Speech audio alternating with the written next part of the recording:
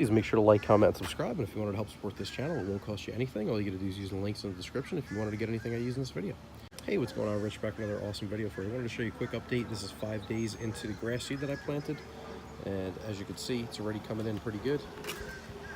Really sunny out, so it's kind of hard to capture everything. But this is the area over here. All the grass seed's been down. It's been getting a ton of water. Been taking care of it. And got pretty much grass coming up everywhere in here. But if you look over here, you can see there's just a ton of grass coming up. And again, this is 5 days. Over there by the street, up on the top, that came up in about 2 weeks. Came up that thick. So there it is. Just want to show you really quickly. This is a 5-day update. I planted it on the 31st of July. So it's August 5th now. So it's about 5 days. And yeah, plenty of water, a lot of sunlight. And this is what it looks like. I'll keep you posted on how it turns out. And again, this is the Kentucky 31 fescue. I left links in the description in case you want to get some of this for yourself.